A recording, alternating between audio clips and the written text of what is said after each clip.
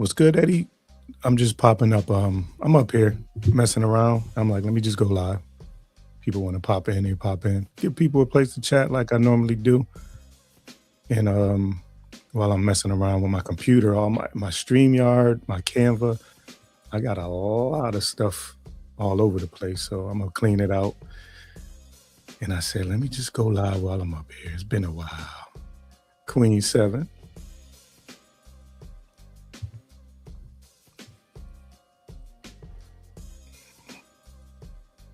But yeah, man, creating all this shit, man. Most of it doesn't see the light of day. It's crazy. But I need to get rid of some of this stuff. Especially StreamYard. I got a bunch of stuff that banners and media assets I just need to get rid of. So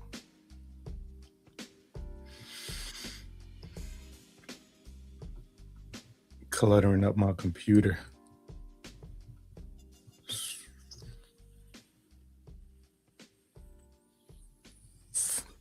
What you got going on, Eddie? How's your studio coming, man? I ain't been on social media like that. And I know you headed in that direction, man. What you got going on, bruh?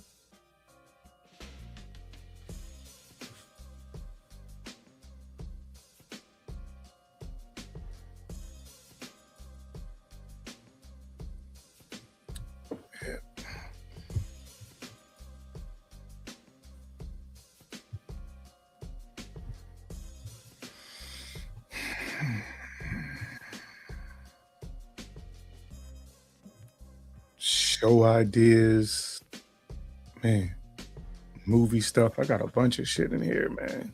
Damn. Gotta clean all this stuff out.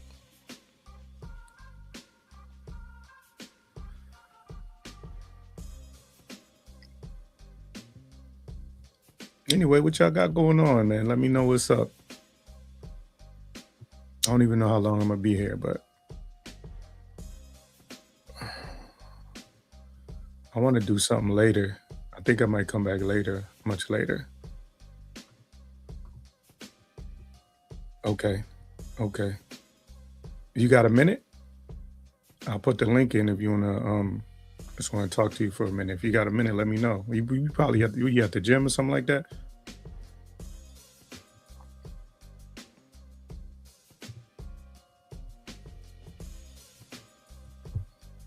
Yeah, a lot of people popping in here. It's probably on the short fee side, cause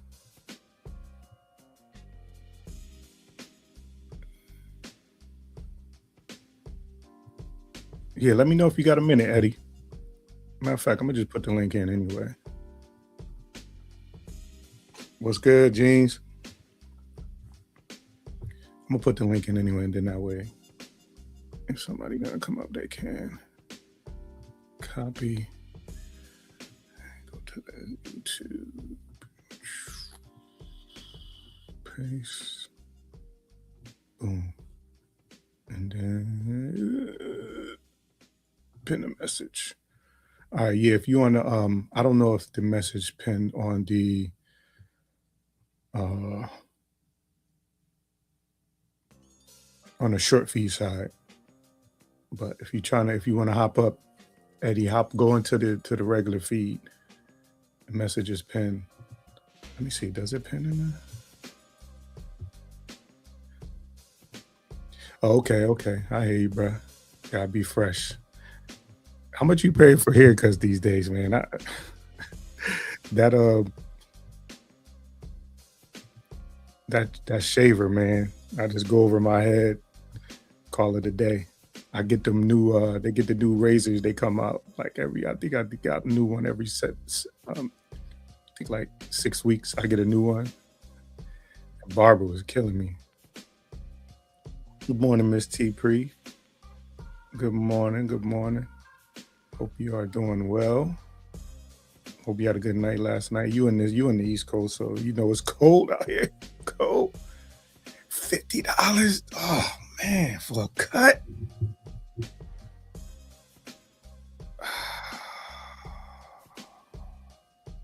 $50 for a cut. That hurts. God. Hey, geez, is that including the tip? You saying you paying $50 every time you go, or that's the cut and without the tip? Yeah, that's right. Yeah, yeah, yeah. Appreciate you. Hit the like. I always forget to say that. As crazy as it sounds, that's probably like the hardest thing to get people to do. Hit the like. But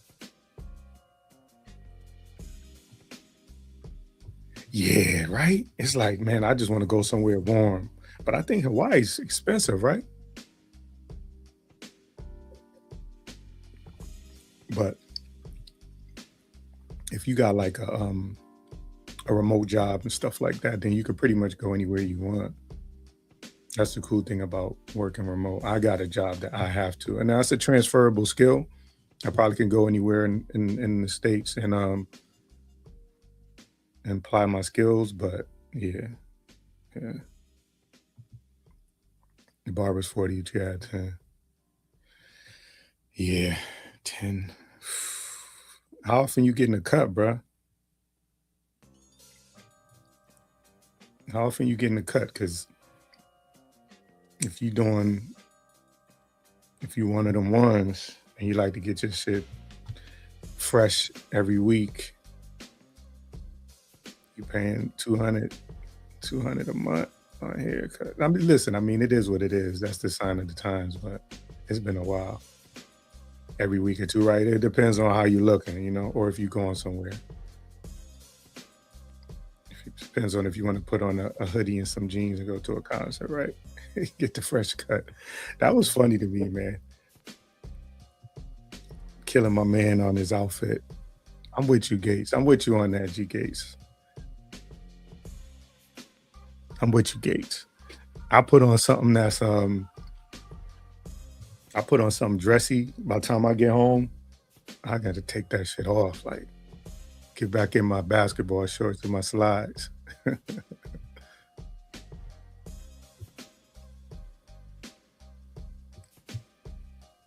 But yeah, I just wanted to pop up, man, while I'm cleaning up my computer and my Canva and my StreamYard and yeah, my computer in general. I got a lot of stuff in here that I just don't use. And I got a lot of storage, but I got the Mac Mini, so I got a good amount of storage. Plus, I got I didn't put it on, but it's I got more storage. I got another drive. This has another terabyte. Yeah, this has another terabyte of storage, but I haven't used it yet. You can't see that. I gotta attach that to because you can get the Mac Mini with let's see, you can get the Mac Mini with more storage, the bigger ones, the different ones. But I got I went on Amazon. I found this. I ain't put it on yet, but it attaches to the Mac Mini, and then you put the storage. I put that extra terabyte. So if I want storage, so I got plenty of storage, but it's just like a lot of useless shit that um, you know what I'm saying. I'm trying to get rid of. What's up? What's up, Bombay? Appreciate you for stopping in, bruh. Hey, good to see you over here. Good to see you over here. Appreciate you. I'm just chopping it up with the fam. See who doing what. So thank you for stopping in. But the link is there on the regular page, not on the. I don't think I pinned it. Can I pin it in? I don't think I could pin it in. Let me see if I could pin it in. I ain't logged in over there.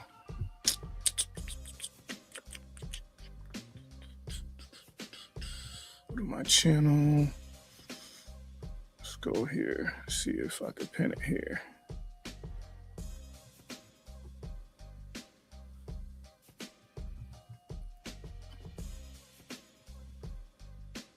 Oh, does it let me pin it?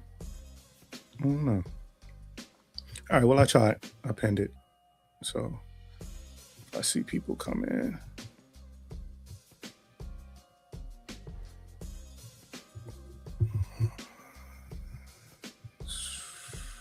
Bombay, what you got going on, man? What you got going on this weekend? I know it's cold as hell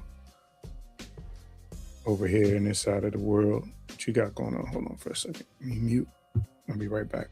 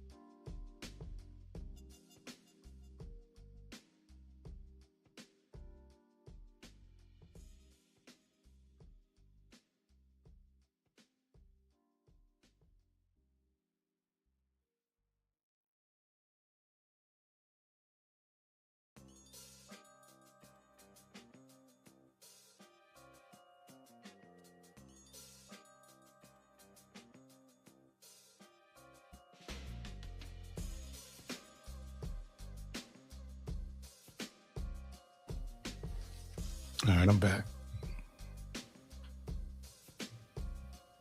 Ah,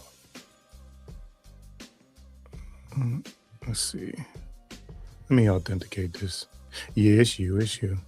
Oh yeah. Good morning. Good morning, brother. Don't come What's in here. happening, brother? I need your voice a little more high pitched. You can't just show up here showing me up like that, bro. A little high pitched. And it comes built in, and also I got the Rode NTK going through the preamp here, so we have it to broadcast settings. Okay. 3,000 watts of clear channel coming to you live from the Brother of Another Color show. Welcome one and all to this morning. This is a branch of the Boring Network. If you probably woke up, we're probably going to put you right back to sleep, but it's not like you don't need the rest because you've been ripping and running with this blizzard and the recovery. So, man, what's happening? Sound like you do this professionally, yeah? Yeah, I need to do it live because I haven't done any installments for the Boring Network for 2026. I may have, but I don't remember, so I'm going to have to, man, it just seems like just coming up with these topics, but it's the Boring Network, so it doesn't have to be anything exciting. So I need to keep that in mind. We're not here to dazzle and razzle, just to, lull you into a sense of trust so that you can receive some of that good information. So lately, I've been seeing I've been popping up on my YouTube about barbershops and barbers, right? And how these barbers, ever since the pandemic, they kind of went psycho and started charging these outrageous prices. And now a lot of the barbershops are struggling to keep their clients. They want to, some of them are charging $100 for a haircut. I thought I heard you mention something about grooming. I didn't hear exactly what you said, but so what's happening is with the higher prices, a lot of brothers are like, instead of once a week, once every 2 weeks, they're like some of them are even once a month, coming into these places. And you hear the barbers screaming like, well, I got this craft and I need to get paid what I'm worth. And it's because of TikTok that is also helping fuel that phenomenon. But now these shops are empty. They're emptying out. Personally, when I get, I have my complaints, well, as far as black business on the whole, being a former business owner, well, I still own a business, but not in that sense. I always felt like I wanted to break all the stereotypes with business. One, excellent customer service. Two, your appointment is on time, which I hear a lot of the sisters talk about. Going to hair salons, appointment at 2 p.m. appointment means she's showing up at 2:45. With a chicken box and a half and half and gonna make you wait even longer while she eats. So I always try to, break those stereotypes with businesses. So I noticed like sometimes when I in the city, if I can't get to a barber and I happen to go in the city, yes, I'm gonna wait and I never know what the price is till the end, you know. And it's usually sometimes it's not the most high quality haircut for what I'm being charged. So, man, I just been venturing out, you know, finding barbershops in the suburbs, and sometimes, got to get the Dominican brothers a shot, to tighten it up, and keep that price reasonable. So yeah, man, I would say to the barbers, man, like I don't mean to hog your whole show, but I saw one time it was a brother. He said he ran into his barber, and he's like, "Hey man, what's going on? Haven't seen you. It's been months." And he said, "What's going on with you?" He said, "Look, man, I'm just gonna be honest with you. You raised your price. And I mean, come on, I have 3 sons, so that's 4 of us." And he said, "I just couldn't afford that anymore." And the barber noticed that he had a drop in people coming in. So he just simply put his price back. I mean, because if you're going to go from like, some of them one guy said he sat in the chair, when he got up, the price had doubled. Like, dude, you can't do that if that's a regular customer and not tell him before he sits down, "Hey man, look, it's not 35, it's 70. You need to let people know." Yeah, for That's sure. that's a hell of a markup. So the barber realized, he was like, "Well, I could get more money." This is during pandemic. Everybody, I can get more money. But if you have less clientele, you're literally, if you break even, you're lucky, but just keep your customer base. And if you're going to go up on price, man, just do it in smaller increments, Yeah. That's my suggestion. Well, first of all, I'm jealous of anybody who still has hairlines and hair and stuff like that I can have the audacity to spend $50 to $100 per haircut. So I'm jealous of y'all. But I am on the side of the Free Bird. You know what the Free Bird is, right? No, I don't actually. It's like a handheld shaver. And you've seen it. There's the bald dudes. It's a Yeah. With the three heads on it. Has 4. That's where I'm at. I'm over there. So I bought it. I had it for a couple of years now, but I spent it's $17 every 6 weeks. I get a new shaver head shipped to me, and Wow. that's what I use. Yeah. And you can pretty much shave your head every day, but I wouldn't. I'm saying I'm a little sensitive too, so I don't shave my head every day. But yeah, that's where I'm at. So the fact that you guys are, hold on, let me see. I gotta acknowledge somebody in here who's when he shows up, he seems to cause a stir. And speaking of that's the boring god himself. hold up, I gotta salute him with the proper music.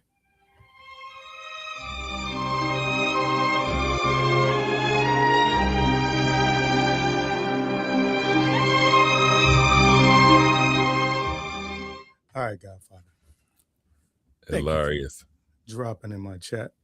Should have Appreciate played Rockabye Baby. Drama was the first to put people to sleep. So now we're all doing it. It's a movement. It is a movement, and it's on the rise. Yeah, during the pandemic, man, I actually broke the clippers out and was watching tutorial videos and doing my own hair. I had got halfway decent at it. I'm just too lazy to do it now. But I can cut. with that three-way mirror, if you got the bathroom mirror, you got the folding, the 2 on the side, the 1 in the middle, and the handheld. Yeah, you learn a little bit of a craft, But like I said, that's pandemic, and I'm at an age now where I don't care anymore. I was listening to Alan Watts talking about that this morning, saying when you get to this age, you move into a different phase of your life where you're really not about impressing people. Yeah. And I mean, there's nothing wrong with having pride in your appearance, but you pretty much can be take it or leave it, or I can just wear this hat everywhere I go. And talk about the freedom of that. Like, we'll talk about the freedom of just being like, you know what? Because bro, it's exhilarating. It's freedom, and you save a lot of money. I can't believe I was spent so many years of my life like, got to get these shoes, got to do this, got to do that, and I realized, like I said, I said this on my previous shows, I ended up with a whole lot of old clothes in the closet. I remember I had a cabinet full of clothes in my mom's basement, and I watched those clothes, like some of the sneakers, come back around in style again. I'm like, damn, I still have like crates of old sneakers and stuff. I got like stuff from old shoes from '02, '03 that still have like the soles like almost new.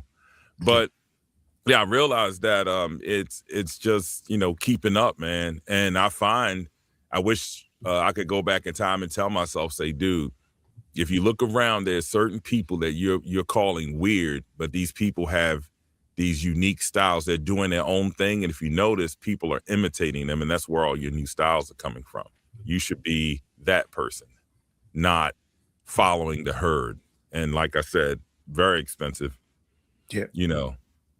And, it also like, so, just kind of go back to that freedom of it. It also kind of like, with everything, 'cause we grow up, especially, I don't want to generalize, but especially like men, you grow up to like, take everything on your shoulders. If you could take one little thing um, off your shoulders, I think that's an advantage. And one of the main things that we spent a lot of time on, like you said, is how we look and how other people perceive us, but what we're wearing. There was a whole conversation. Uh, G Gates on Vegas Gates channel. They were talking about Oh yeah, I heard that. about Yeah. the clothes and stuff like that, and it was fun. It's fun and funny and stuff like that. So I enjoyed the conversation, but it did get me back to thinking like I don't I don't put much thought into like what I'm wearing when I go outside the house, and partially is because I really don't give a shit about like if I'm going to and from somewhere. Does it really matter what I'm wearing It and to who? That's the thing. The to who is the question. To who does it matter? exactly. They, especially if you're a married character. Um, which now with women it works a little differently. I've told my wife for a couple of decades to let herself go, but she won't. That's her choice with the 3-hour morning ritual. Women are going to be women, but they were that discussion was about they were talking about the hoodie. Now it's funny. I watched this one brother. I swear, I wish his channel's probably going to pop up because I'm talking about it. He talks about middle-aged men and all these grooming tips and all these things. And I remember one of his things. He said like you should never wear a shirt with something written on it. Like you're middle-aged, late middle-aged. Mm. He was talking about how but first of all, let me preface this by saying I don't think anybody can tell anybody else what to do, but I'm always open to listen. I'm always open to listen. But I guess it really comes down to what are you going for? Like what what is this image like? What are you trying to project? Are you trying to pick up women? Are you're just trying to be a reflection of your career, your stature? You're a very intellectual person and you want to look a certain way. Um, Going to a concert, I mean, again, let the artist dress up. That's their job. I'm gonna just be comfortable here. They were talking about the man's hoodie. I thought that was hilarious. But it's always, look what your wife has on. I'm like, hey man, if you ever see me and mine together, it's like sometimes it's night and day. I joke with her a lot. I say, "Dan, you going to a job interview? Like we're going to Golden Corral, But hey, look, it's not my job to tell her what to do. I'm that guy. I remember recently we went to hit a couple of outlets. I was just like, man, I said I'm gonna get like 20 pair of khakis and like different shades. I know people at work are like blue khakis again. I'm like, dude, I got 8 pair of these, man. You're gonna see them. Like it depends on what the shirt is. And then I said, let me get all these polos, the short sleeve ones, the long sleeve ones. Let me, so that's what I did. I'm just like, man, it's easy. I get up in the morning. All I gotta do is I could go to my closet right now with my eyes closed and just pick 2 items and I'm dressed for the day. Yeah. And the color scheme is going to work. And guess what? If it don't work, oh well. Don't give a F, man. We out the door. Did you have a good time? Like, you know what I mean? Wherever you doing, it was the time good, or are you gonna be Hey, in there like, man, this concert is good, but I got this hoodie on, so I can't enjoy myself. here's, It's about the experiences, and I'll go further on that. Y'all notice, y'all watch Gates, you notice he's in Germany, he's visiting his son, then they're like in some place that's warm, then they're at the concert, then they're in the backyard where he got the fire going. He has a lot of, I call, worldly experiences. You know, him and his queen, they're out and about, they're doing things. Some people, say that's a great quality of life. I'm a little different. I'm more like, I'm the weird guy we're in the old antique stores, like on some route you never heard of. Like we're walking in trails. We're doing like, it's when you get to this point in life, it's all about the experiencing things. That sounds now, like you got to be comfortable to do those things. What you talking about? Oh, well, that takes the work. That's why for all the young people that are into everything is like high-end cars. Like you listen to music talking about Bugattis and all these high-end cars and the fit. Look at your fit in this like jewelry and I'm not going to say anything against that because once upon a time we were into that too. But I would say going back in time, I would have listened to the elders that they tried to tell me, but I wasn't listening. Like when old Mr. Melvin said, you just put $6,000 into a $600 lowrider, a car. You bought that car for $600. He says, at that rate, you will never be successful in life. That's what he told me. And he wasn't lying. Right. Basically, you're dumping a bunch of money in something that will not increase in value. And it's only worth the intrinsic value is only what you put in it and to other people in the culture. So I understood that. So I would say to the young people, while you're young, grind hard between sacrifice 20 to 40, of the build up where you're saving a lot, you're investing a lot, you're grinding, and you have to take your vacations and you got to get your rest and all of that in. But I've had clients who were millionaires. They were like 38, 39 years old. And I'm sitting there on the other end of the phone like, yo, what are you guys doing? They're just like, yo, we maximize all of our investments. We live very frugally. Every so often, when you're choosing a mate, you get these two people that meet up. It's usually what I find is usually one of them is very financially conscious and sound. Usually if that person is the more dominant one in the relationship, basically like, hey man, we're not doing this. You're going to be okay. If neither of you are financially conscious, then it's going to be disaster after disaster. And I have clients like that as well. But then every so often you get these two people. Matter of fact, I had a woman client yesterday.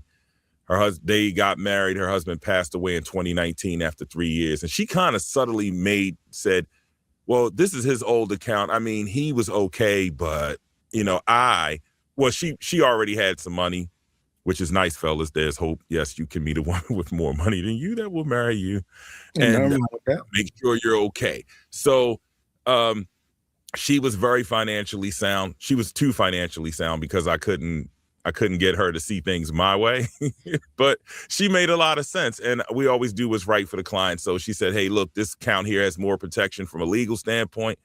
I fired back. I said, hey, are you a medical doctor? Are you a business owner? She's like, no. I said, you fear a lawsuit? She says, no, but so, I didn't beat it. But the point is that these young people, they had met and they were just pretty much like living not at their means. And I would suggest this to young people, living below your means, meaning they literally maxed out any investment they could within the law, and they lived, at a decent standard of life. And now that they're, 37 and 38, their 401ks are like 1.2 million, 1.4 million, so literally they can actually, if they decided by the time they're 50, in their 50s, they could definitely retire. Or start a whole nother career at age 40 and just say, you know what, I'm going back to school. I'm going to do a whole nother life and then do that for another 20 years if they want. They have options and choices. And that's what we're saying. Like you literally, you can put away, for that day, to have a greater quality of life instead of burning it all up now, I know Lisa J. Stock, she in here. She like Bombay talking that talk because she big on investing and Said that. Who is this? Lisa J. Stock. Oh, She, I know, oh, stocks. yeah, I get it. yeah, I know. She like, who's this guy? This spit? Who's spitting? She loved that. Yeah, She man. loved I get off on that. I decided to move somewhere else in the industry, like more on the teaching side of things, because I feel like I'm I'm starting to burn out a little bit. But we see trends like now. I saw towards the end of the year, a lot of people were like pulling money out, and man, and the difference is you get these people, man, they'll say, I need $5,000. I need you to sell this, and that. And I'm like, what are we doing here? And they're like, oh, the holidays. And I'm just in the back of my mind going, the way to do that is save up for the holiday, like put the money away. Like, what are we doing here? But again, you can educate, you can teach, but my whole thing is getting to a point where, like I said, I'm ready to sit down at 62. I'm ready to sit down. Yeah, I hate you. We were researching long-term care insurance. That's another thing a lot of people don't think about, because we say, yeah, you gave us all this good advice. You told us to build for the future. You told us to save. Then all of a sudden, here comes a stroke. Here comes cancer. Here comes a car accident. Here comes life just seems to happen. And you got to be ready, man, because now, especially nowadays, any major medical thing will wipe you out, will send you straight into bankruptcy. So we were researching long-term care, and it's it's a little on the expensive side, depending on what you're doing. But like Smokey Robinson said, my mama told me you better shop around, because I was talking to the guy, and he's like talking real fast. He's one of those salesmen. He's like this and this and this and this. All of a sudden he gets to the end and it's just this gargantuan number. And I'm like, bro, say that again. And he's like, well, this right here. I'm like, what is that again? Say it again. He's like, well, see, this will cover you for Medicaid. This will cover your assets. That way, if Medicaid comes, oh, so you're throwing in another insurance policy that will cover the assets. So, because Medicaid tells you they're going to do a 5-year snapshot and tell you you're going to have to break yourself, fool. They're going to make you give it all up. So he's saying by adding this rider, it'll protect your assets. I'm like, no. Yeah. I just need something that'll cover, maybe $8,000 or $9,000 a month, for rehab or long-term care. I don't need all this, that's a nice commission for you, but yeah, I don't need that, sir. Yeah. So they got their script, and you know what I'm saying? Like you said, he's talking fast, and he tried to add that on, and that's for your protection. Like, yeah, we want to make sure you protect all of that. And yeah, but, I think for the most part, when you're talking to people, if you don't say what you do, and say, I know that you're in the financial world. If you don't say what you do, people, whether it be your voice or where you're from or whatever, they're assuming you don't know a lot of this stuff. And so you have a unique viewpoint where you're just shopping. Like when I go to if I go into a mall, I know where I'm going, and I park closest to the spot. I go there, I get that, and then I get back out. Where some people, like you said, like may go into the mall and then start walking around, and then next thing you come out with all this other stuff, and you just happen to be able to go in and pick your groceries or pick your whatever and get out the mall because you're aware of it. And a lot of people, I think, a lot of people are not aware. That's why I was messing with Lisa. She on her channel, and these are her comments. Since you've been talking, here's her comments. Boom, that, after that, after that. You know what I'm saying? So yeah, she's on board with it. But a lot of times, some of the questions people are just asking, like, how do you get started? And you'd be amazed at the people at certain ages that don't even know, like, how to even get started. So when you're talking about somebody who is potentially 38 with $1.5 million in a 401k, and the average person, like 60, maybe have like $200,000 in there. You know what I'm saying? So yeah, there are a lot of people that just don't know, and either they're not aware or they're living beyond their means. And I think when I look at money, I always look at money. I look at it like money and time as a unit. you know, like how physicists say space time. I look at it as like a multidimensional object. So it's time, and then it's the returns, and then it's the principle, the money itself. You know, like if somebody says, let me borrow $10 till Thursday. I'm like, okay, $10, that's not in my pocket. That's not invested, and it's in your pocket where I'm not making money. Well, what is the return on that? They look at you like, what do you mean return? It's called interest. You're going to pay me more than I get $12 on Thursday. No, look, so check it, right? So what you said about shopping, right? So I think I said this on my channel. We were talking about, you know, inflate, like, of course, when you do the finances in your household, a lot of times your family, they are oblivious. They just know the lights are on, the bills are getting paid, and everything seems to be okay. Well, the wolf was outside the door. You know, then this Mr. Inflation and this new administration and the economy, and things were getting bad. And I started to notice something going on. I said, wait a minute, we're doing the same things. But I always tell folks, I'll say it like this. People, when at the end of the month, first of the month, when you pay all of your bills, look at what's left over in your bank account, right? That I call that your rolling balance. That's like, I paid all my bills for the entire month, food, everything's taken care of, and there's $672 in this account. Your rolling balance. Now, if you get to next month and the month after and the month after, and all of a sudden that number turns into $160, something has changed, right? So I always say this is a good parameter to kind of look at things. I call it my bank account barometer. So I started noticing this number is going down, down, down, whatever the number was, down, down, down.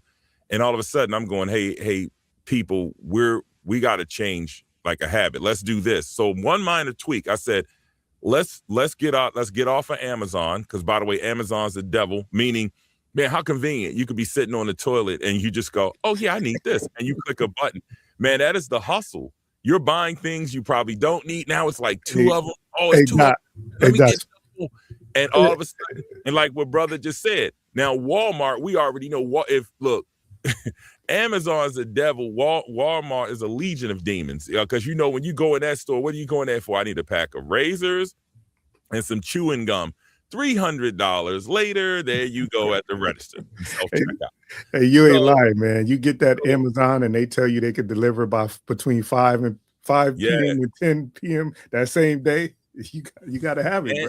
And they heard everything you said on your phone conversation. They heard Alexa heard everything you said, even though Alexa says she doesn't record you, but your cell phone, me talking on YouTube now. So if I say a product, it's going to pop up somewhere. You notice that. Matter of fact, even your streaming services on your TV, it's like, dude, all I said was my glucose level went up like by 2 points. And then all of a sudden all this, are you suffering with pre-diabetes? And all of a sudden these commercials pop up. They got the commercials now. It's not like old school. So what we did, I said, look, gang, let's do this.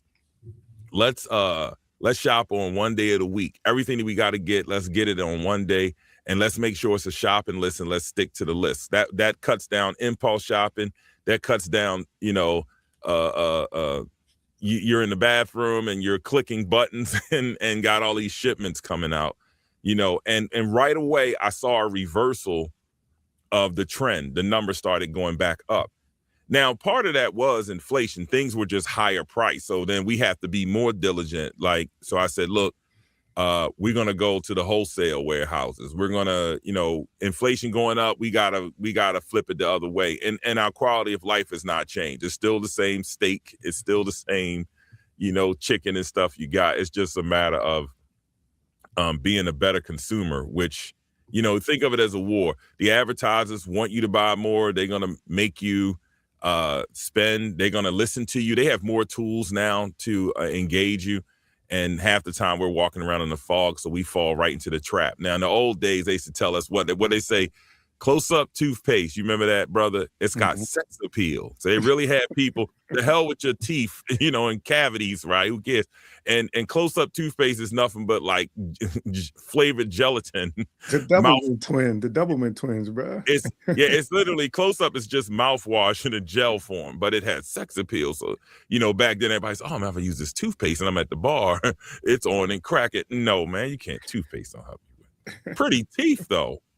Pretty teeth will get you somewhere, but if that's the case, you need to shop. But they would say stuff like that. They always had us wanting to be like celebrities, wanting us to be with what they call in crowd. So yeah. Anyway, that's the thing. No, not anyway, man. This is listen. This is bonus because again, I said I'm gonna just go live while I'm cleaning up my computer. I ain't deleted nothing. I'm talking now, so that's what's up. Yeah, I had bought out the camera setup and all. I said, man, let me get a reason I'm not on camera now. I was sitting down here in the robe and got up before anybody. And I decided, I said, let me go back through some old music where I did independent songs and let me remix these things down and master them the right way and add new videos and just redo them. That's what I decided I wanted to work on this year. So, and of course we had I knew the water heater was on its way out, and guess what? Procrastination, y'all. Thing went out. I had like an inch of water. It's all gone. Everything's cleaned up better than it was before. Minor setback, put the new water heater in. Now I got a pan. It's sitting in the pan and I ran a hole. So if this thing leaks 25 years from now, somebody will be lucky because it'll go right to the sump system. So yeah. No, I mean that's the other thing too. Home ownership, when you have that, you're responsible for all that stuff. So you talked about healthcare, you talked about money for just regular living, and you got to have some other money too, because if you decide to, unless you be like in a what do you call that, where they have the HOAs. Oh my God. Like if you're going to be in one of those places where you can, maybe some of that stuff is included in the funding of your living. But if you just have your own house, then yeah, this is it. And it's just like a sickness can wipe you out, something that your insurance doesn't cover or whatever, can wipe you out as well. So it's a lot of preparation and a lot of reasons why we should be living below our means, or at least at your means and not above your means. Yeah, the thing is, like for instance, the insurance guy, when he was talking about this extra, he said, think of them as riders, extra riders on the policy. And to me, like I said, money always comes with time and returns, of the investment. So I always look at it like, if I'm going to be spending something, that's money that's not growing somewhere for a greater purpose, something I would like to do. So that's why I took issue with that. And I made him revamp it. And then at the end, I said, well, let's research some other companies. The funny thing is, we used to have a discussion here. My wife would say, well, I used to have a whole life policy and I used to have this, and they have a cash benefit, and well, I'm of the school. And I hate when people call me on the phone. They say, well, Dave Ramsey. I'm just like, oh my God. I'm more of a Susie Orman fan. I only listen to people with actual. I would tell folks this: if they don't have financial licenses, like, why are you listening to this person on the radio? But anyway, so I don't believe in mixing insurance and investments together. For the simple fact that this insurance company, you're paying this money, they're telling you cash benefit. See, they say things that ring out to people who have less because it says, ooh, it sounds like a great feature. But the thing is, it's cash benefit. The insurance companies are taking your money and they're investing it, and they're making money on your money, and you get this small percentage as a cash, payout or what have you. So my question is, why not keep your own money and invest it yourself and keep it all? That's the thing with that. So I keep the insurance over here and we keep the investments over here. They don't need to be married, Also, we go with term policies. To me, the purpose of insurance, I know everybody have different philosophies. Insurance should be set up in a way, think about it. Let's say you're 35 and you got married. Well, how much insurance do you need? Well, how much does your spouse make and how much are you making? Well, you're both making 50,000. Well, when are you retiring? You need, okay, you're retiring at 62 and you're what now? 35. Somebody do the math on that. 45, 55 minus 3. What is that? 12 years? I don't know. 35 to 62? 45. I'm sorry. I'm way off. 22 years? 27? 35, 45, 55, and 7. 27 years, right? Yeah. So you need, it's early, y'all. I haven't had my Fruity Pebbles. You need 27 times 50. In other words, what we're looking for in insurance, we're looking for, I need enough money that will pay me my spouse's salary all the way up and through retirement. Because if that person is living with you to 62, that money is coming in. So I say, and make it a term policy. A term policy is going to have less of a lower premium, because it's not a whole life policy. It's not all these extra stuff in there. Like I said, keep all that separate. That's just me. And each time you re-up it, like let's say you guys are 35, let's say you make it 10 years. Well, at age 45, you're going to re-up this term policy again, except now it's going to be what I say earlier, what was that, 27? Now it's 17 years times your salary. Right. And your salary may have changed, so adjust for the math. And you'll get to the point where now, guess what? 55. Now you re-up it again. You're only 7 years out. And then, of course, when you're 62, you could do a 5-year from there. And when you're 62, you don't need it because why? You're 62 years old. What do you need life insurance for at this point? You've built up your savings. Your retirement is fully funded if you've done that. And you might have a little money for burial. So you don't need to carry that for the rest of your life and keep paying people. Yeah, I think I probably I would, unless I had I had to have a couple of million, but I would like to, because the fact is we're not going to be here, so I would like to send some back, send the next generation a nice, lofty, including whether it be retirement, life insurance, like all of that. I would like to send them all of that. But I hadn't thought about the fact that like once I got enough for burial, why am I paying into something if I'm not paying into it for these to pay for a spouse's salary income for the next whatever, right? If I'm not trying to replace a spouse, thank you, a spouse's income after 62 years old, like what am I paying into that? And could I be putting it in the market or something else, somewhere else that was making me actually making money? So no, that's a good way. Let's look at it. Let's look at what you said. I like what you said. You said, I want to leave, like basically a legacy fund for the kids and things like that. Well, in real life, right? Let's go back. We're not 35. Now we're 25. We're fresh out of college getting married. We don't even have kids yet, right? So once these children start coming, well, one, we're going to need some money for their education. We can open 529 accounts where we can build money for education as long as they're using it for that purpose, is not federally taxed. So that we can do for that education. But again, what about the wealth? What about what we're leaving? See, the thing is too, our kids are the seeds. If you're 25, man, we should be pouring into these children where when they graduate, when they grow up and graduate, they're doing better than us. At least that was my goal. Like all of my kids have more education than I did.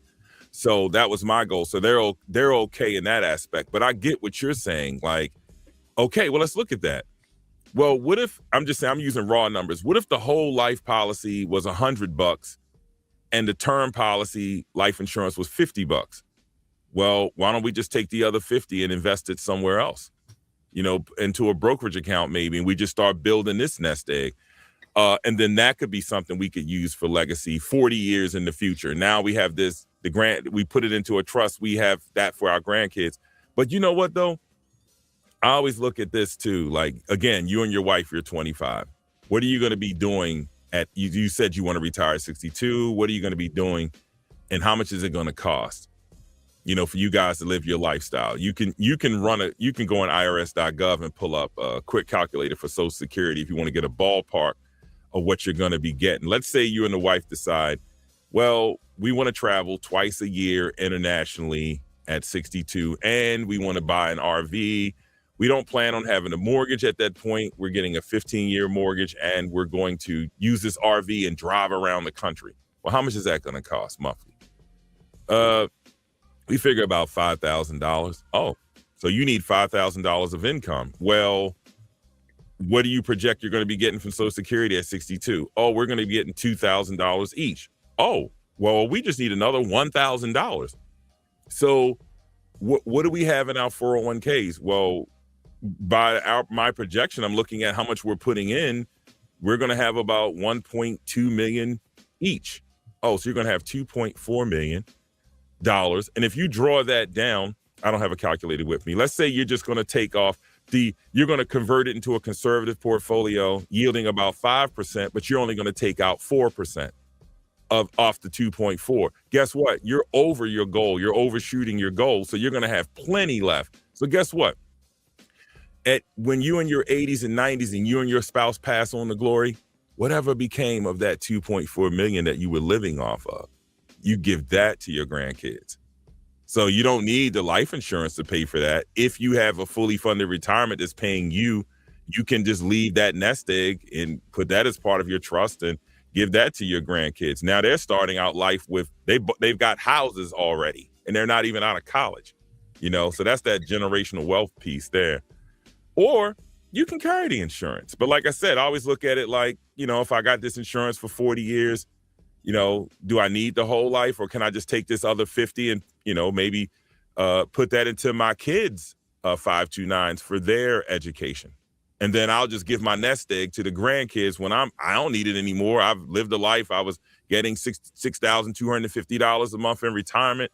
We drove all over the country. We saw the world, and now we're getting ready to go on to glory. So boom, but unfortunately, y'all, that's very much possible. But a lot of us are not at that point. But we could be here all day like, well, what happens if I just got married and I'm 42 and we just starting at zero? That's a whole nother conversation. But right. Yeah, man, I don't know. It just goes on and on. It goes on. At this point, y'all, I'm doing something called hyper saving because, again, when you have several children, it gets expensive, and they want to go to school and it's private school. So guess what? Maybe over the years, we didn't have a whole lot to put into investments because we made sure the kids were good. And now they're good. Like I said, here's just one left. Last year, college. Man, it's been a journey. But hey, they're going to all be okay. And that's what it's worth. So, if it gets really bad, we should have at least 6 different houses we can live in right. for free. Now, I'm gonna step out for a second, but DC, are you able to look at the comments at all, Doc? I'm at a weird angle. I can see. I have 2 monitors, so I can see the screen. Hold on. Okay, because DC was running some stuff. He was asking some questions. So I've been taught to have nothing in my name, hide everything in LLCs and the trust. Therefore, if I get sued, they can't get blood from a. I'll be right back. Yeah. Wow. Okay. Well, 401ks have greater protection in legal matters. They'll pretty much shield you from almost anything. So if your money's in a 401k in your name, the only thing it won't stop is what we call a quadro, qualified domestic relations order, meaning you got divorced and that 401k is now part of the divorce settlement, which means depending on what state you in, half of that's going to her and there's nothing you can do. I was working one time, it was with this ex-wife of a CEO of Exxon, and Mr. Exxon, he decided he was going to take his account and he was going to create this individual account and basically says, oh, well, this is what you can work with. Like, hey, I'm going to put $1.5 million right here and you and your lawyer can deal. Nope. Sir, we need to see it all. The judge said, we need to see it all. He tried. I think it would have been better if he would have just pulled her to the side and say, how much do you want? She probably would have opted for less. So they told him, no, not only is she keeping that whole account, but we need to see everything. So there's no hiding, his brokerage accounts and such. And I don't, and if there are bank records, apparently this money had to move in some way, shape, or form, But as far as lawsuits, 401ks are probably the best route to go. Like I said, if you're a doctor, a business owner, you're in some type of business where, you're possibly going to face lawsuits, then definitely a 401k, you would leave it there. IRAs are a little bit more susceptible to lawsuits, along with brokerage accounts. And of course, bank accounts. That's the first place they're going to look. But I mean, how often does one get, the average person, we're not really getting sued a lot, in life. I'm suing somebody now, but I did sue somebody, but that talk about blood from a stone. This guy, literally everything he does is off the books, him and his girlfriend. But see, there's a downside to that. Being off the books, nothing in my name, means also I have no credit. I can't really move and shake, and then there's a risk, an inherent risk with that.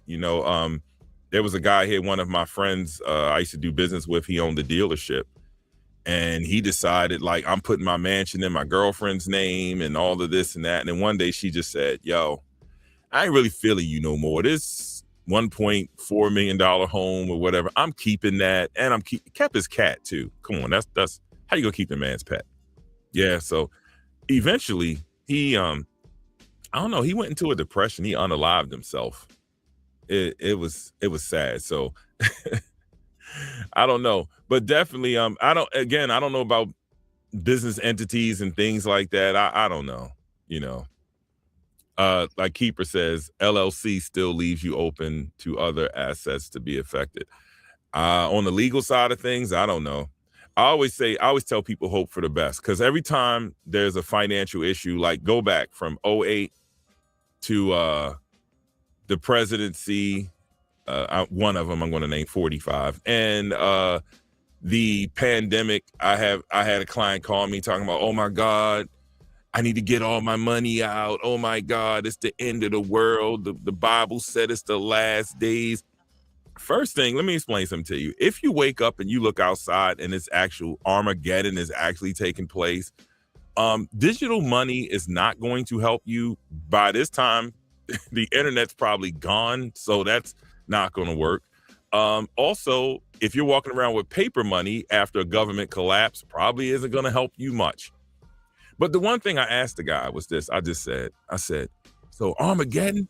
Yeah, brother, it's the end of the days. I got to get my money out. It's the pandemic.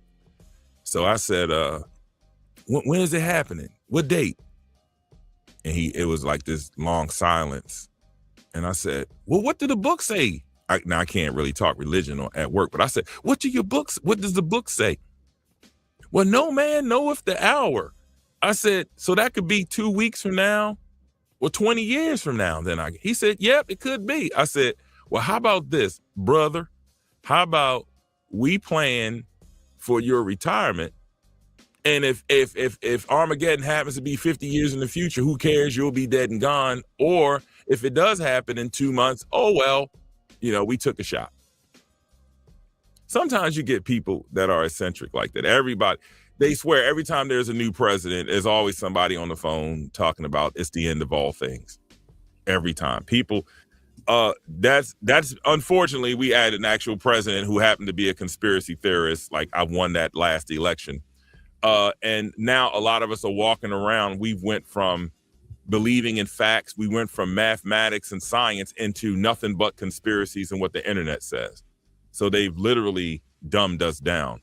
See George Orwell, 1984, great novel. They've dumbed us down to the point where it's just like, if the internet didn't say it, well, nowadays they've bought up all the major media outlets. That's why all of this outrageous stuff that's happening with these files and everything, no, they're not even talking about it, and then this one distraction after another, man, it's really bad. So I think I appreciate being a part of the Boring Network. or the boring sector. That's what we're calling it. It's on the rise. It's more of us than it is anybody as far as content creators in this boring sector. So brother is in it, you know. Mrs. Murph definitely been holding it down. She's taking a break, you know, Valentine's Day, her and Eddie is stepping out. So brother's here. I'm gonna have to drop a show this weekend, and these are just like adult topics. We talk slow, we talk monotone, we don't yell and scream. We don't talk about any particular sector of BlackTube you may belong to, because we done already been there, done that, and beat that dead horse. And now these are just adults wanting to have adult topics. Josephine is also part of the Boring Network as well. Speaking of shows, like I you know, because I dip in with the AI, and I went and I fed into ChatGPT. Like, what do I need to? Here's what my goals are this year for, you know, my channel and blah, blah, blah. I would, you know, go look at my YouTube channel and tell me, man, ChatGPT told me I need to be doing 4 live streams a week, from 60 to 90 minutes per. And I just was like, yeah, I ain't been even close to like tapping into, like, if I had goals, because I want to be more goal oriented. I just don't want to just show up on the YouTube channel. Yeah. Like we talked about you mentioned your time, and although I like to have fun and I like to just chat, I believe, you know, we should be connecting with people all over the world. I think that's probably one of the coolest things that the internet and search engines and Google and all this stuff has provided us. But also too, with your time, like, you know, I don't want to just be showing up. So that's why I fed it in there. And yeah, it just basically told me, you ain't doing shit. Like you trying to grow your channel, here's what you can do. And it just made me realize, yeah, doing once a month or once every 6 weeks a live stream, it's not gonna, you know, it's not gonna accomplish what I actually want to accomplish. So, man, maybe you can help me. Well, first of all, you tapped on AI, right? Everybody know I have a lot. Let me tell you my opinion. I'm really starting to hate AI, and look, not because of the AI itself, right? I'm starting to hate the AI because now YouTube is becoming saturated with videos that are 130% pure AI. It's like the voiceover is AI. And I'm not hating just because I'm a voice actor, but yes, the voiceover is AI, the visuals are AI. The people aren't real, the script is AI, everything's 100%. And I believe that AI is a great tool to use for enhancing your own talent. Like, you know, when I do music production, I have effects that are AI driven. You know, AI will make suggestions to maybe this frequency. I'm like, yeah, I hear you, robot, but that don't sound right. But thank you. I use the AI to create the videos from the work that I produce and it saves a ton of time with video production. And it's a lot more aesthetically pleasing. But I think that, you know, some of the stuff we're doing is just like, it's no soul in it because it's all 100%. I was looking at a channel and it was some strange topic, and I'm watching it and I'm going, okay, this is halfway interesting. And then after a while, I said, something isn't right. And somebody in the comments said, yo, that's AI. And I'm like, so I looked closer and I said, she's blinking upside down. Like her eyelids are coming from the bottom going up. You know what I mean?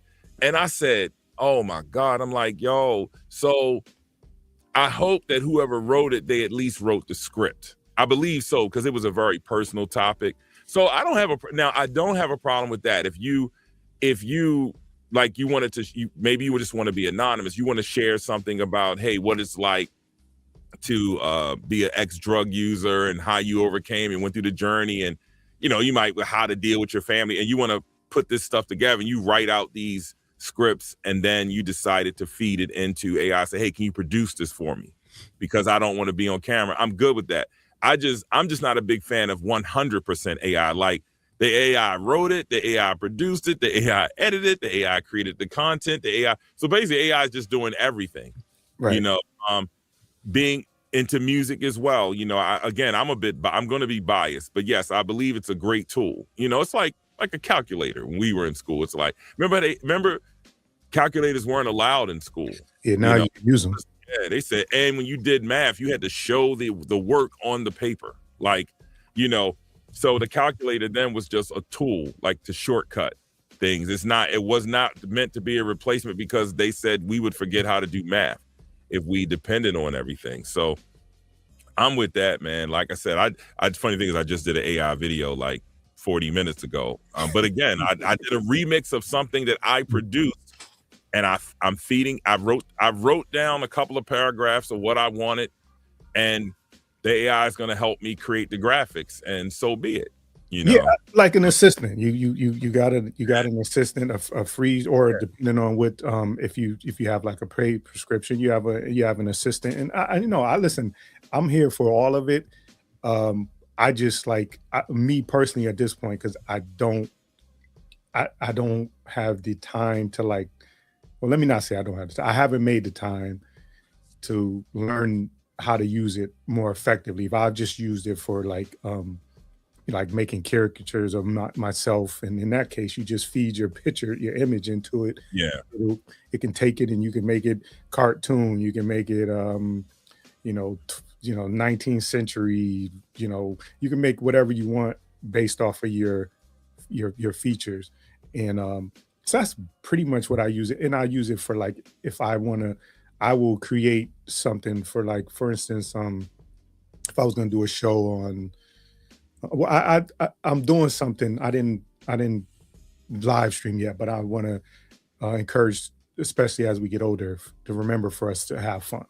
So that's probably maybe one of my next shows, just to remind us to have fun. So I give it my 10 ideas of having fun, feed it to the chat GPT, and then they go. So we actually have a conversation about, what I want to do. But I usually will I usually take 10 to 20 prompts or 10 to 20 ideas and go back and forth with it, and they'll give me an idea. So I do use it, but ultimately, especially if you're doing it live, I like today.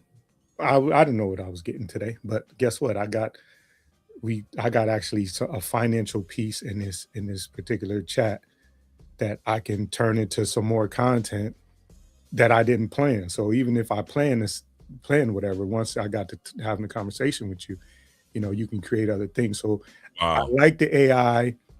I like to get the help, but I don't want to replace the human element of it. Like, this was not planned. This conversation was not planned. You showed up in the chat. I put the link in there. You popped up, and we just went. So I don't want to replace that part of it. So I think there's something to be said about that part of it. And so I don't want it to be robotic, where I just, all right, I got 10 points I want to hit, and I'm not going to veer. And if you say something interesting, I won't dive into it. I'll just go next point, and my next number 4 or number 5, number 6. Yeah. You just said something at number 2 that we could talk about for another hour. Let's go there. And I might not get to 3 to 10, because at number 2, you broke open the mold, and now we're going to talk about number 2 for the next hour, and then I'll get off the show. You know what I'm saying? So I like that aspect of it.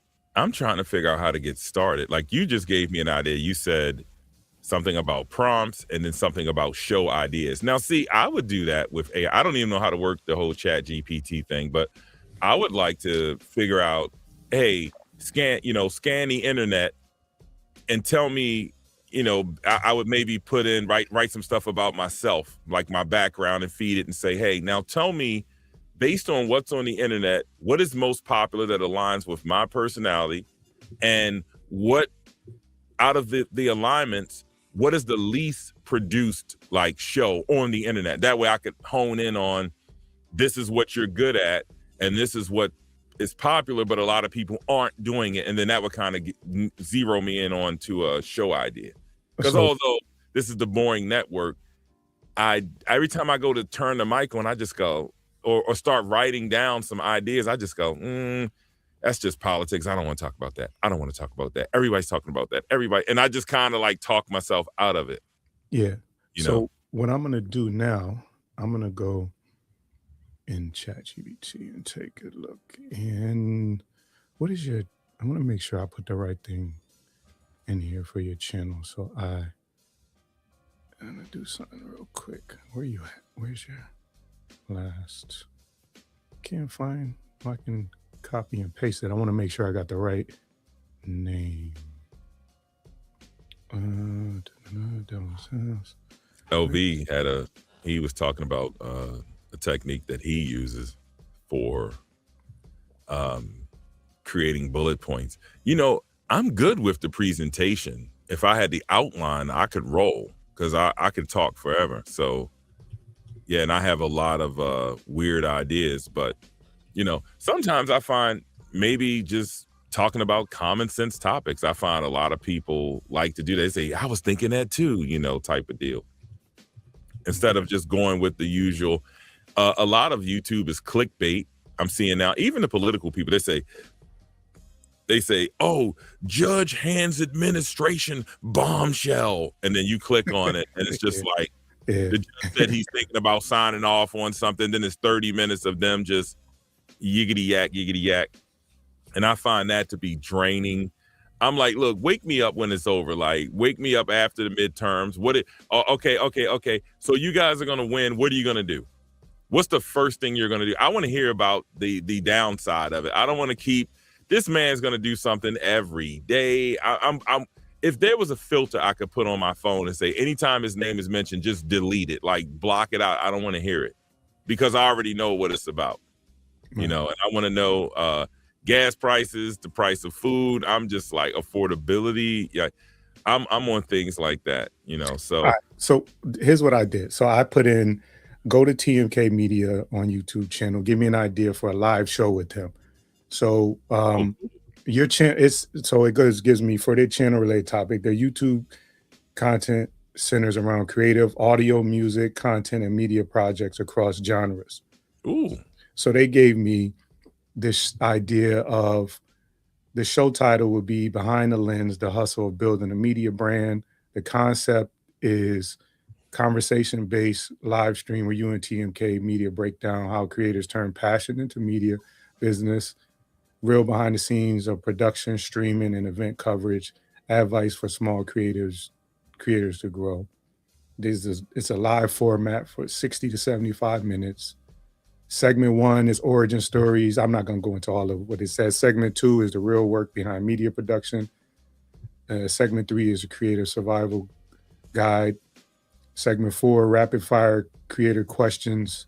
Segment 5, audience Q&A for 10 minutes.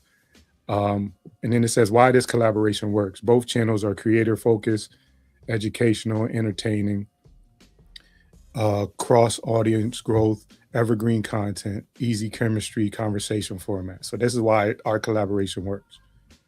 And then it says extra angle to make it stand out, live critique of viewer content. So we can add that, live brainstorming sessions, and build a show live segment where we both create a show concept on the spot. So like if you can take this and, you know, just with those things and make it yours. You know what I'm saying? You don't, I wouldn't do it verbatim. I would take out the things that I like or that, you know, we would collab and go, okay, well, we could do this. We won't do that. And format it and make it our own. And then our personality, you know, actually the live interaction would take that prompt and then make it into a show. And that's a 60-minute to 75-minute show based on their idea. But that could be a 3-part series of, you know, 3 60-minute. Wow. You know what I'm saying? You could just do, so if you put the prompt in there, it will give you an ideas, and then you could just mess around with the prompt. If it's not specific enough, you can say, well, I don't really touch on politics, leave politics out. Then or I don't want to talk about what's going on I don't want to talk about current events. I just want to talk about music, current events musically.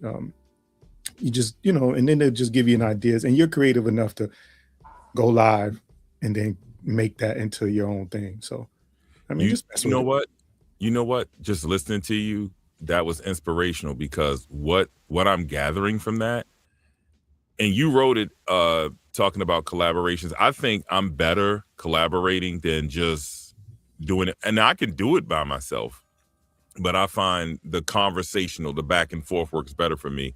Maybe us people, I think we talked about this before in the Boring Network. We need to get together and just kind of maybe get an email chain going and start planning on, doing some shows in advance, maybe some collabs, like how me and you are talking here. This could have been an actual planned show. It could be something for the future. Yeah. I can do something on my channel, have people come through. Mrs. Murph she did a real good topic the other day. Unfortunately, she was not able to go live on the weekend where we all could have just jumped up there. And she says, "Hey guys, I'm gonna be on. You'll probably be working." Yeah, It yeah. was an hour long. So great topic, but like we weren't there for the panel. But imagine if we used the topic like that Oh, and planned it, in yeah, advance. no, It would be like 4 or 5 of us there, what have you. that was something that really got me. Maybe she'll revisit it. You know what I'm saying? Yeah, Because she did have something where somebody passed away, so then she was being there for them, so she couldn't do the Sunday show. yeah, She was doing Monday. But I think and it's okay to revisit some of the stuff anyway. And um you can do that. You could take that show and do it on your channel. And she's not gonna, what I'm saying? She's not gonna mind that you say, "Hey, I want to build on that show that you had." And the other thing too, we all like I'm in different places, so I have a slightly different audience. And I noticed when I go to your chat, there are people that I've never heard of. So yeah. you have we probably I would say we have about 30 of the same people. Yeah, and I want to get back to that too.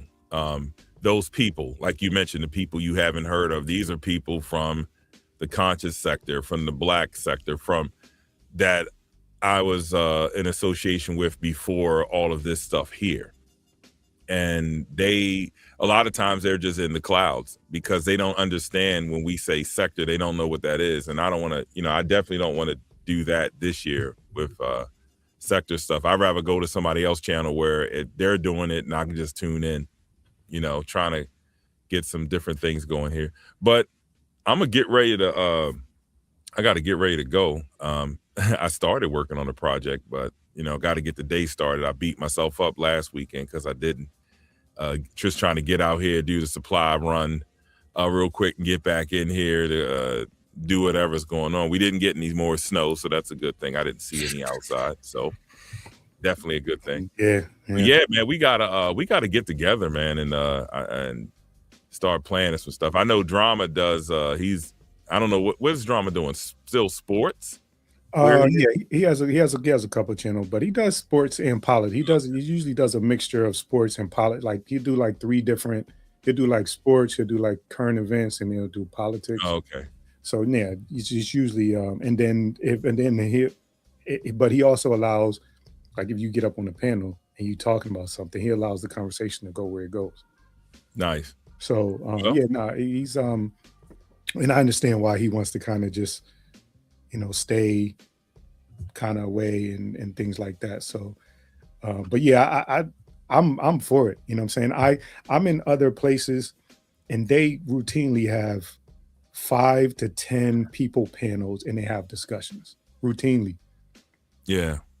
We have enough personalities and enough perspectives and enough different points of views that we can make anything that we talk about interesting. So I'm I'm all for it. I'm definitely going to be there to support that. And again, AI has told me I need to step it up. So I'm looking to, what I mean, I'm looking to do it. Yeah. I gotta look into that. I'm all yeah. What is it? What is that? Is that the GPT thing? Yeah, yeah, yeah. It's just chat Oh, okay. GPT. Oh, cool. I gotta check that out. And once you start messing with it, it gets to know you. And so all you would have to do, actually, all you really have to do is tell it to go look at your channel and Oh, okay. give you an idea of something that you haven't talked about or something that you could talk about, um, or something that you know you in the future, what I'm saying, based off of and whatever you put in, it'll give you an idea. And then, like I said, you could just go back and forth with it. You don't have to take that idea and run with it. You just say, let me play with it a little bit. Let me talk to it a little bit. Let me prod a little bit. I'm saying like you would a normal, like you would a normal person, a human being, and get your ideas. And then once after you've searched, I probably had about 30 searches over the last couple of years. Once you've searched, it will, all you then would have to do is just come in and say, hey, I'm gonna do a live stream on Thursday. I'm gonna talk about you know, shoes. Can you give me 10 10 points on shoes? It'll go look at, it'll base it off of your search history, it base it off of your YouTube channel and your personality. It kind of gets a little bit of that based off of your search Oh, history. nice. Then it'll say, okay, here's what you possibly could do. And then like I said, just go back and forth with it. All right. Well, I appreciate that tip. I'm gonna check it out, man. I'm gonna get going. Thank you for having me and letting me babble Nah, in a very boring fashion. And you know, hopefully we put a few people back to sleep. And look forward to the next encounter. I'm gonna try to get something on this weekend. all right, perfect, perfect. All right, man. Appreciate All you. right. Hey, man, gave me shit. Gave me an extra hour. I was like, Oh, if I cool. get 25 minutes, I'll be good. But shit, Yeah. I even turned the mic off and left you up here. Oh, So that's cool. Yeah, I can definitely babble with the best of them. All right, bro. Appreciate it. About to get going. I'm about to break east. all right, peace. Thank you.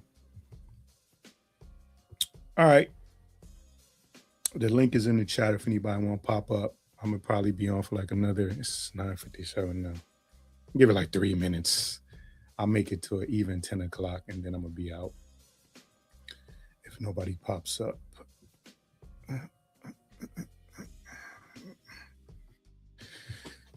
Oh man, I know all us on this East Coast is tired of this. Even though we get these 4 seasons, we tired of this cold. It's supposed to today's supposed to be. It's saying like today going into tonight, it's supposed to be like below 10. It's gonna feel like below 10 out there. So hopefully everybody is warm and safe. And I would say check your local. They have those a lot in a lot of cities. They have those places where people can stay warm. So if you know anybody that's struggling or anybody that needs to stay warm, man. Yeah, yeah, me too. Sick of this too. We ready to Hawaii. Get Mr. Lanier on the phone and see if we can he can give us some housing recommendations. Mm. Oh man.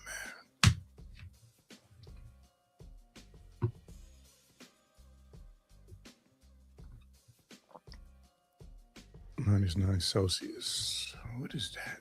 That's right. Canada is like the UK. Y'all use the what is that? What's the system? What is it? What do y'all use? What does UK use?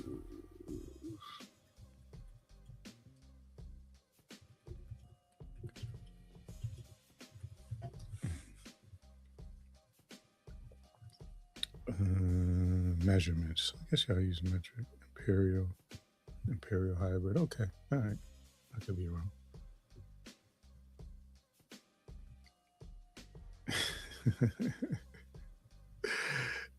Yeah, come on, Miss D. Come on. Y'all use metric. Okay. Metric system.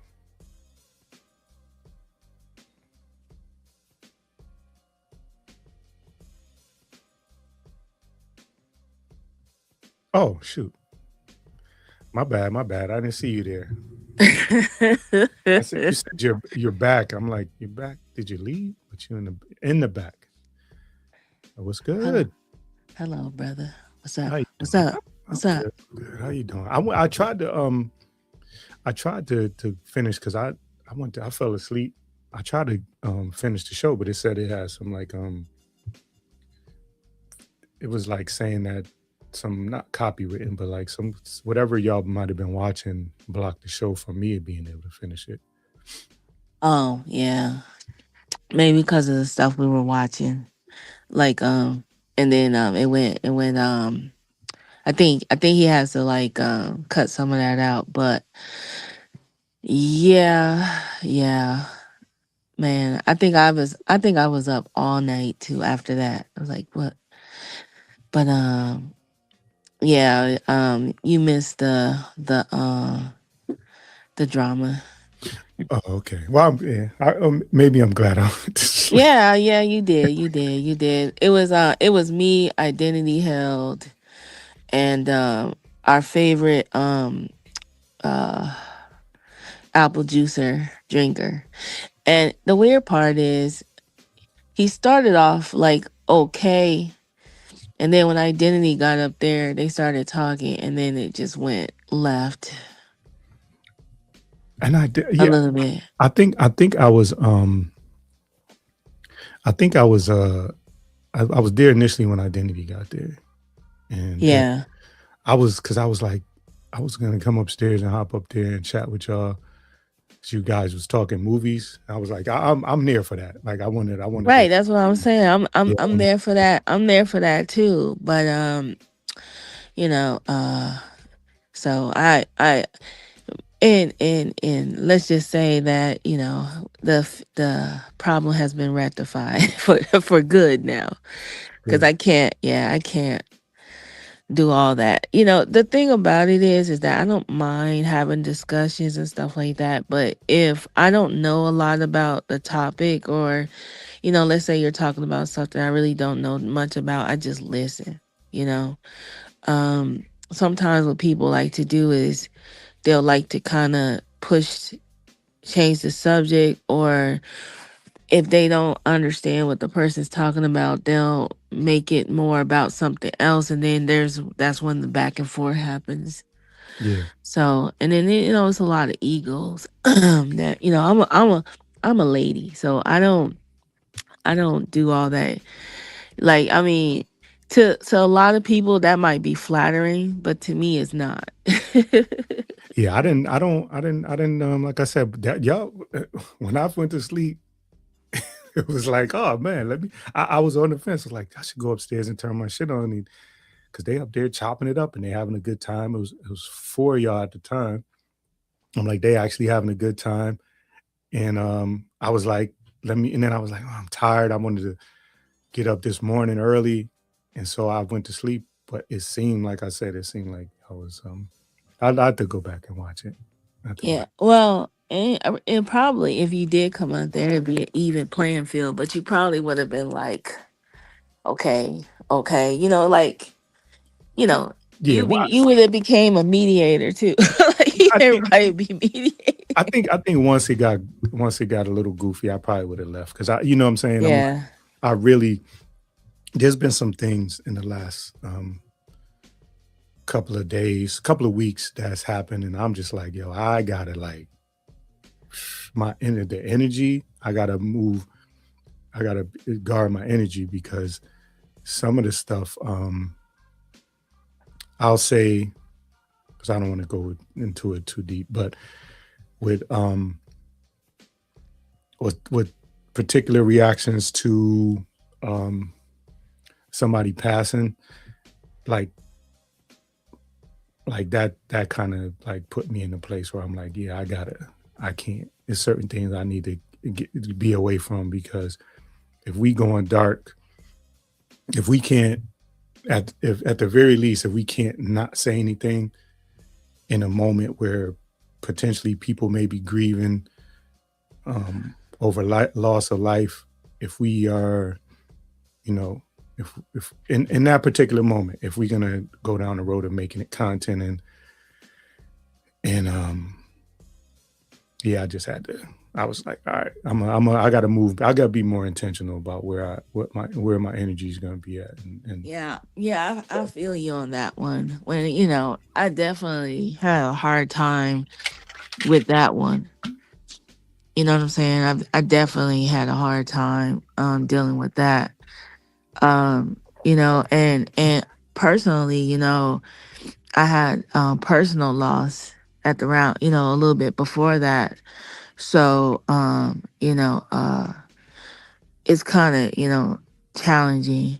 I think that for me, I don't really want um to, especially when you're like middle age, I really don't want to focus on the negativity of loss of life. I really be wanting it to be like a celebration. Um, I'm in my nostalgia phase right now. That's what I call it, the nostalgia phase, when you're like looking back and you're in awe of all the things and all your accomplishment and the things that you experienced, the positive. So being in that nostalgia stage in my life, right? And then seeing a lot of people kind of and a little older than me, a little younger than me, are leaving, this life or whatever, this so-called life is very, very challenging.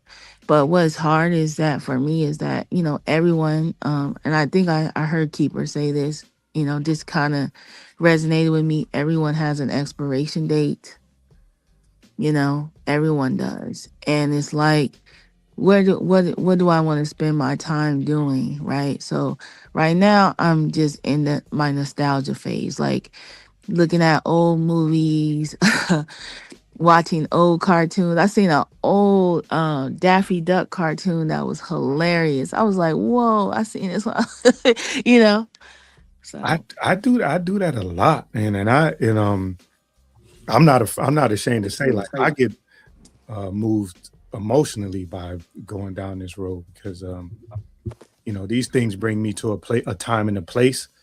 So I'm definitely on that where I do and music too. When I'm up here vibing, I'll put on certain music and just and music shows, movies, all of that. I definitely I didn't think about that.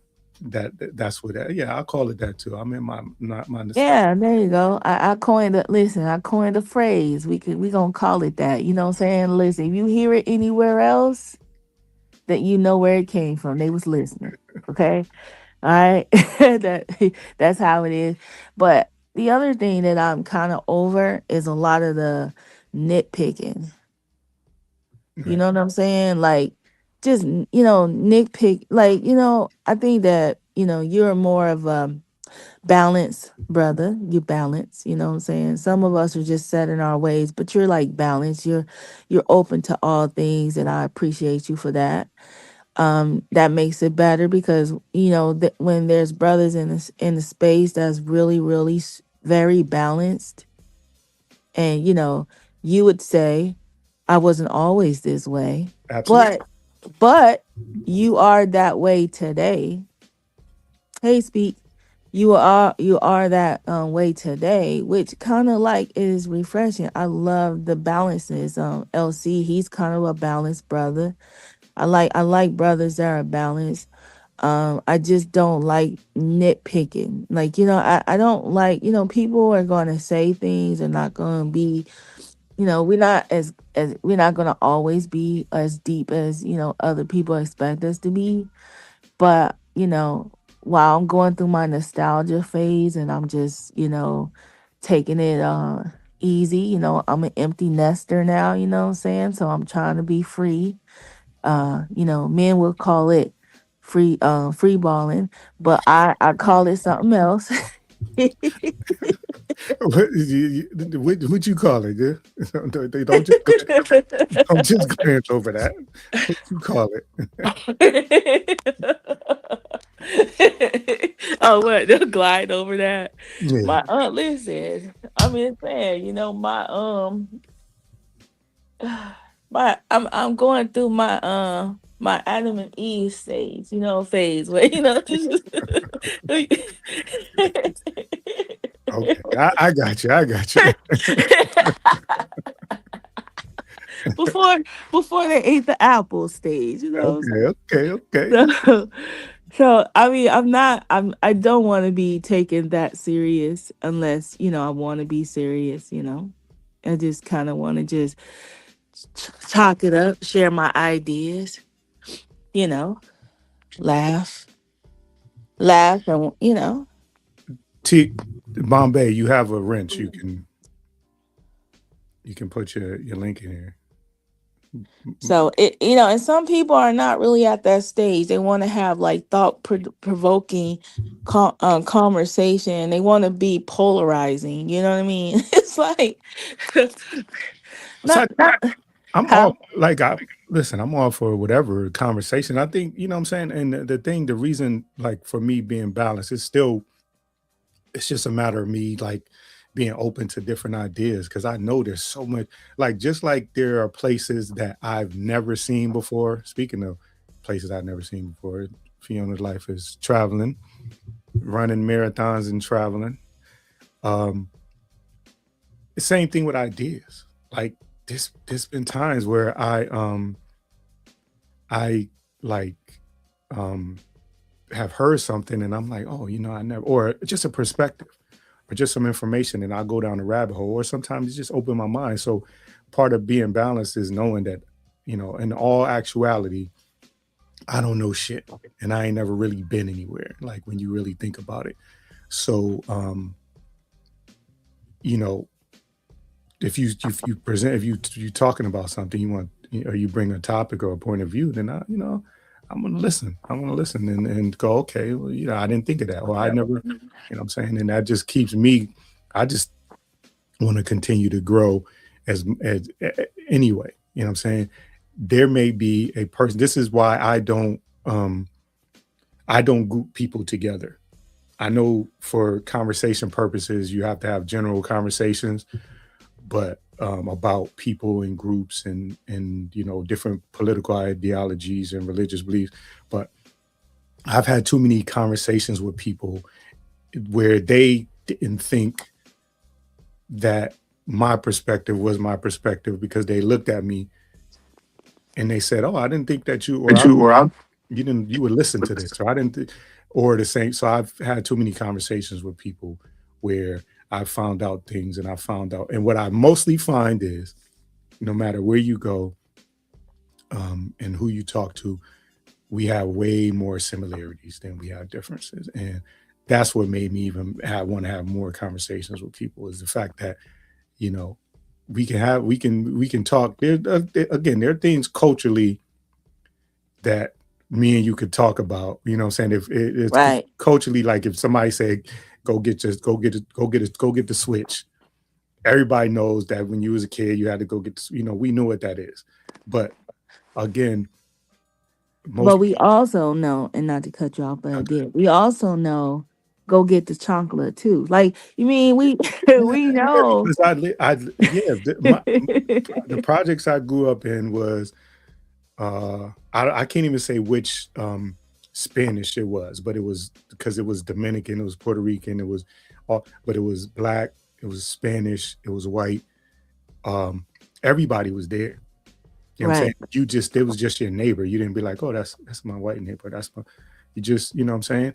You learn each other's cultures. You learn holidays. You learn certain things that people did. So there was culturally things. But if you take the kids and you put all your kids, if everybody right now had a 4-year-old and everybody in this chat is 22 people. If you do 22 4-year-olds and you put them in the playground, they just want to play.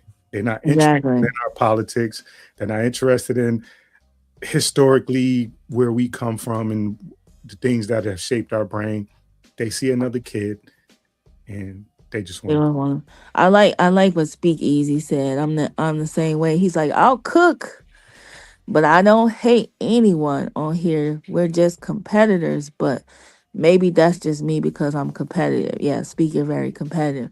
Me, like for example, I don't hate anyone. Like I don't have that much. I hate in a person where I wish something bad happens to them, or I'll celebrate their life ending.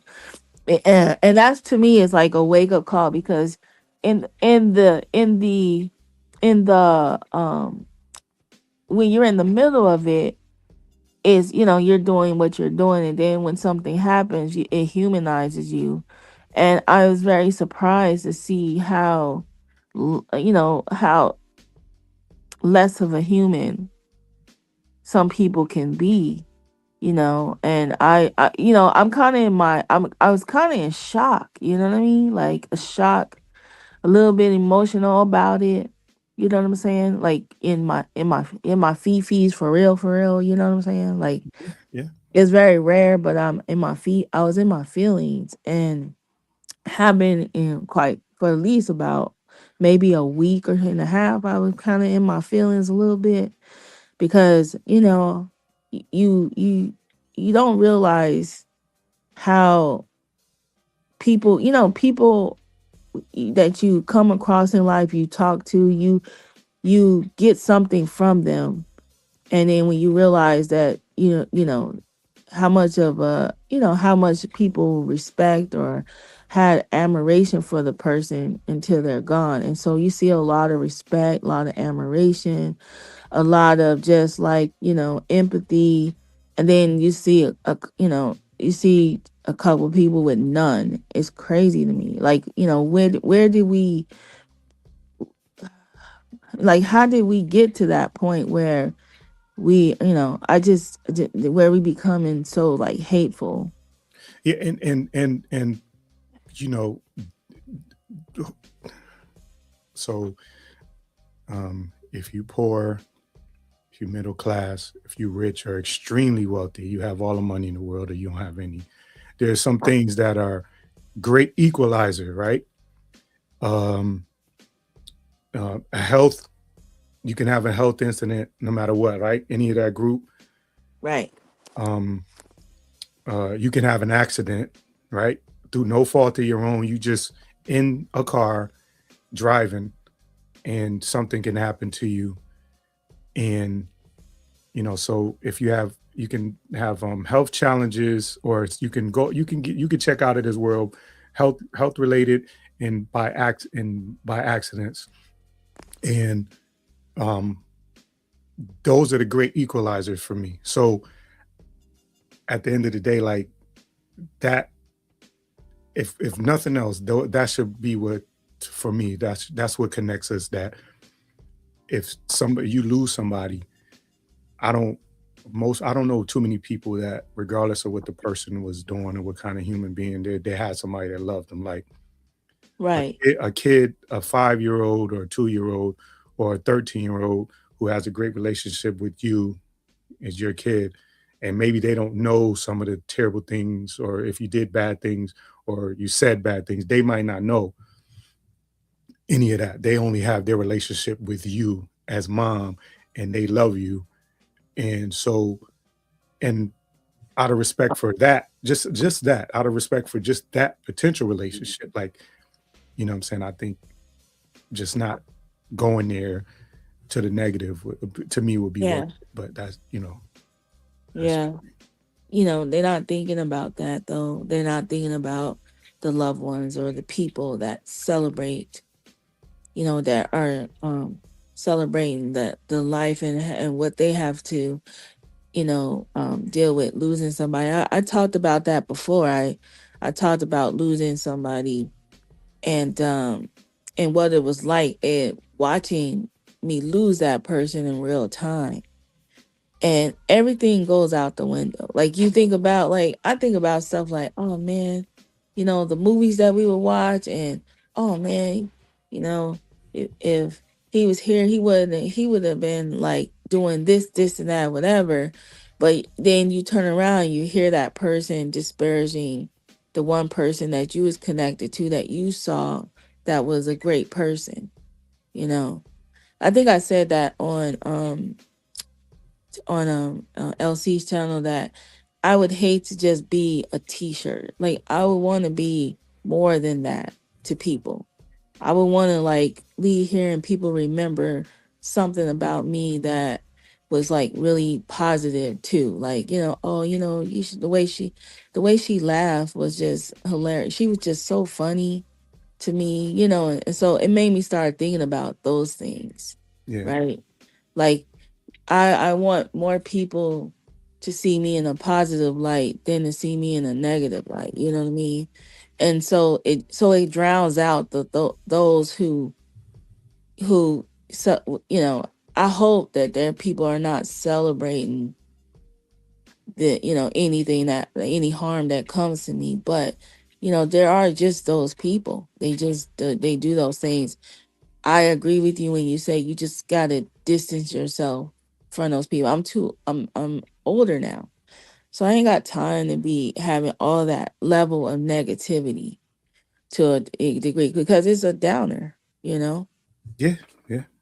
Especially when you have like relatives that are like, my mom is still here. My aunt, she's like the oldest living person in my family. They're still here. I got cousins. Some of these people outlive their kids, and it's painful to see somebody who outlives their own offspring. But on the other hand, it's like your offspring didn't get to spend that adult life with their loved one. Like, you know what I mean? That, like, you don't get to spend your adult life or with your loved one, or your loved one don't get to see a a copy of themselves. Like, I always say my grandson is like another, like, printed out version of me. You know what I mean? Like, oh, look, I'm here again. I'm here again. You know what I'm saying? Like, you look at his face, you see your own eyes, but he gets to see me. You know what I mean? Yeah. So I just don't agree with anybody um doing those things. So I agree when you say, and that's what the rise of the boring sector was always about in my mind. For me, the boring sector wasn't really about the shows being boring. The boring sector was about just people wanting to go to a space where they can just interact with people and talk and converse and be in the chat if they wanted to, and express their feelings from the chat. And if they want to hit the panel, they can express what they want on the panel. They can speak their mind. They can laugh and enjoy themselves. I Yeah. don't think it ever was meant to be a place where it become polarizing, toxic, and everybody is popular in the boring sector. You see what I'm saying? Because everybody's popular in the boring sector. So it's like, Um, yeah. yes, I'm a drop down. Okay. I'm a All knock. right. But hold up. Oh. No, I just want to appreciate you for stopping in. I know Uh, you worked the whole shift. With DMO, she see you worked the whole shift. Are you HR the boring sector, or DMO is just HR regardless? Listen, I'm HR now. Okay, I then took over. I'm HR. But I will be going fishing on Sunday. Hmm. Um, So wait a minute. Nah, I'm not going. what what you mean? Nah, you going fishing on Sunday? All of a sudden, Yeah, somebody gets banned, and Joe's going fishing. yeah, I'm going fishing. Well, listen, Wow. you said on the chat that you were going. The only reason I brought it up was because I heard you say a while ago you were going fishing. Nah, I was. If Alan was on the panel or something like that, I probably was messing around with him. Oh, okay. I was like, I don't, no. I actually do go like fishing, like Yeah, I haven't. I used to go fishing when I was a young kid, and I went fishing one time in the last maybe like 15, 20 years. But nah, I probably was being goofy and talking shit in the chat. So yeah. That see, you all talk me up. No, but no, I plan on doing some other things today. I thought about doing a live stream sometime soon. I just don't know when I'm gonna do it, but um, I want it to be like you said, planned and well thought out. yeah, for sure. I might come back later if I got something potentially to do later as far as on a live stream, but I got to check that out. But I just wanted to salute you and thank you for stopping up. All Appreciate right. Well, it thank always. you for having me. All All right. right. Have a Good good night. I mean, not good night. Look, good day. all right. Bye. Bye. All right. All right. Yeah, man, I'm gonna get up out of here. I was supposed to be meeting with my homie behind the scenes. Thank y'all for stopping in. Um, Again, y'all always support me. I'm just gonna keep on saying it to you. Y'all get annoyed, but y'all always support me when I do these pop-ups or if I got a plan. So I'm always gonna appreciate that. Y'all have a good day. Peace. Yeah.